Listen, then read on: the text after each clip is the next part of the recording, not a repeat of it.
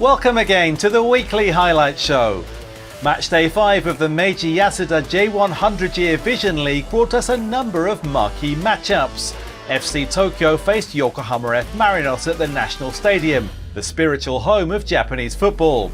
Elsewhere, the Chiba derby returned to J1 for the first time in 17 years as Jeff United Chiba hosted Kashiwa Reysol. And there was a direct clash of the early title contenders in the East, with Kashima Antlers facing Tokyo Verdy.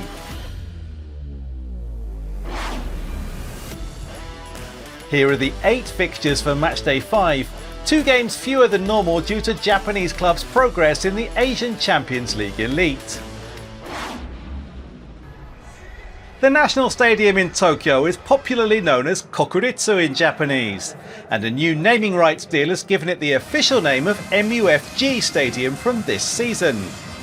The first Kokuritsu Day of 2026 saw FC Tokyo take on Yokohama F Marinos.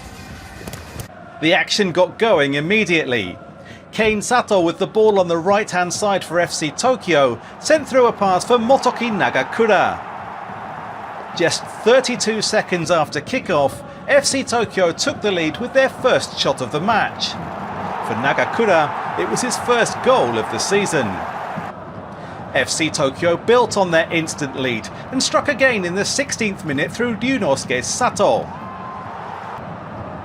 His powerful strike found the net to make it 2-0. A first goal of the season for Sato, the MVP at the Under-23 Asian Cup. FC Tokyo took their 2-0 lead into the break, before starting the second half in similar fashion to the first, as Marcelo Rian broke through. The Brazilian hit the post, but had the composure to finish off the rebound.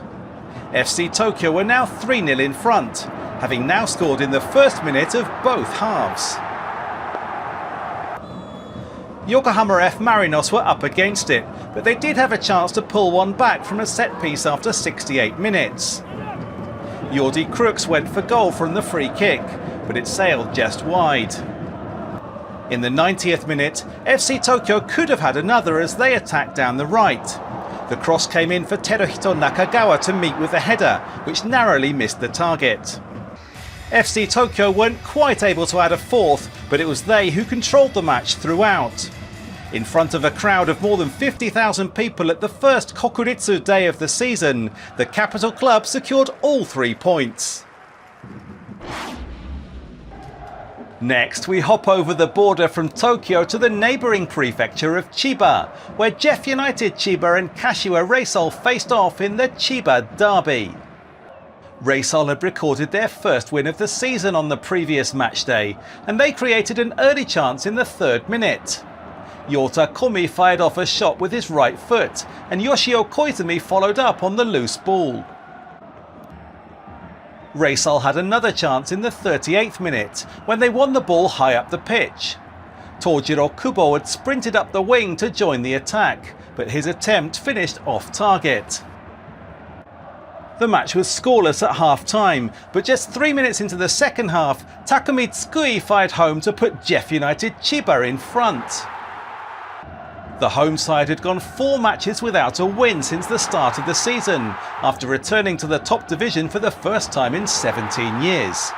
But now they had the lead against their local rivals. Jeff were buoyed and threatened again from a corner kick in the 61st minute. Daichi Ishikawa got the ball in eventually to make it goals in back-to-back games and extend the advantage for Jeff. 2-0 down in the derby, and Reysol needed a response. In the 88th minute, Kubo collected the loose ball and finished it off to pull 1 goal back. Reysol pushed for the equaliser and created one more big chance in added time. However, Hiromu Mitsumaru's shot was saved by the goalkeeper Tomoya Wakahara. The equaliser was denied.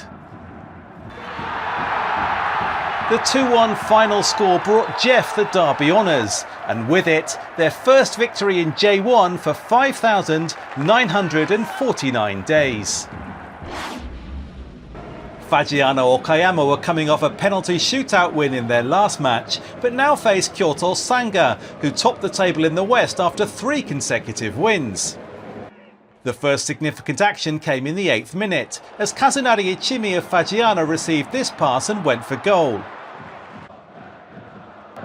Sanga's best chance of the first half came at a corner in the 40th minute, but Enrique Trevisan could only direct his header straight at the goalkeeper. The game remained scoreless through the first half and well into the second. In the 76th minute, Sanga worked the ball through the air for Marco Tullio. It was a bold effort from hardly the easiest of chances. The home side Fagiano then had a golden chance to win it just 5 minutes later, but the substitute Lucao was unable to take advantage. It looked as though Fagiano had wasted their opportunity, but just 3 minutes after that, a cross from the left found Masaya Matsumoto. The substitute Matsumoto netted his first goal since the season opener, and this was enough to give Fagiano their first win in 90 minutes all season. Playing again just 3 days after the first leg of their ACL2 quarter-final, Gamba Osaka faced off against V-Varen Nagasaki. Gamba struck first after 13 minutes. Issam Jabali found Deniz Humet, who finished off a brilliant team move to give the home side the lead. The striker has now scored in 3 consecutive matches. But V-Varen hit back in the 21st minute. The direct free kick was scored by a former Gamba player in Mateus Jesus to equalise against his former club. V-Varen kept up the pressure, and just 6 minutes later it was Mateus Jesus again. His beautiful shot from outside the box made it 2-1 to the visitors, as V-Varen successfully turned the scores around. Now it was Gamba who needed to come from behind, and they started the second half strongly. 6 minutes in, Shinnosuke Nakatani connected perfectly with a cross from the right to make the scores 2-2. Gamba were level with a goal from their captain. And 7 minutes from the end, Gamba found another. From the corner kick, it was Riku Handa who got the crucial final touch to seal the win for Gamba. A thrilling comeback and good momentum going into the second leg of their Asian quarter-final.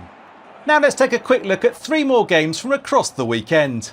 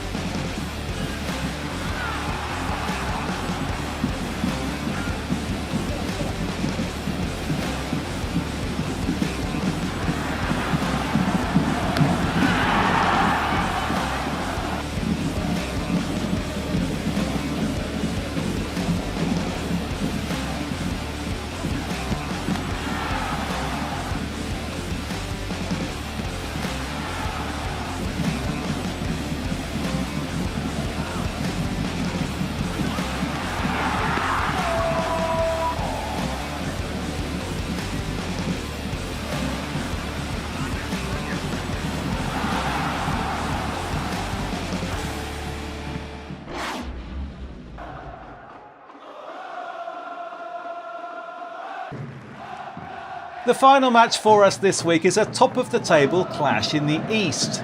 League leaders Kashima Antlers were coming off a 3-game winning streak, and they took on Tokyo Verdy, who were just 2 points behind in third place. The home side Antlers took the lead in the 26th minute, when a corner kick found Yuma Suzuki. It was goals in back-to-back games for Suzuki, who had also headed in from a corner on the previous match day. Antlers had another corner kick in the 36th minute, but this one resulted in an unfortunate injury. Suzuki collided with the Verdy goalkeeper Mateus, who was unable to continue thereafter. Yuya Nagasawa came on as an emergency substitute. There were more problems for Verdy in added time at the end of the first half. A cross from Shuhei Mizoguchi struck the hand of Yuta Arai, and the referee blew for handball, meaning penalty to Antlers. Suzuki stepped up to take it, and he converted coolly to give Antlers a 2-goal lead going into half-time. Antlers continued to create chances in the second half. 6 minutes in, Gaku Shibasaki carried the ball forward and let fly, only to be denied by a fine save from the substitute goalkeeper Nagasawa. Verdy had struggled to create chances all game, but finally threatened in the 76th minute. From a clever corner routine they worked towards goal, but they couldn't make it count and Naomichi Ueda cleared it away. It finished 2-0. The highly anticipated top-of-the-table clash in the East ended with a 4th straight win for league leaders Antlers. Here are all the results from the weekend fixtures in Match Week 5. FC Tokyo secured a convincing victory in the first Kokuritsu day of the season. Meanwhile, Nagoya Grampus rattled off 5 goals in an impressive away win at Avispa Fukuoka. These are the provisional standings for now, as the number of matches played varies due to the ACL Elite schedule. Kashima Antlers maintain their lead in the East after 4 consecutive wins. Jeff United Chiba climbed to 7th place after their first victory since promotion back to J1. Moving on to the West, where Gamba Osaka have risen to the top after 3 straight victories. Nagoya Grampus are up to 2nd. That's all for this week. From me, Ben Mabley, and the rest of the team, thank you for watching and see you again next time.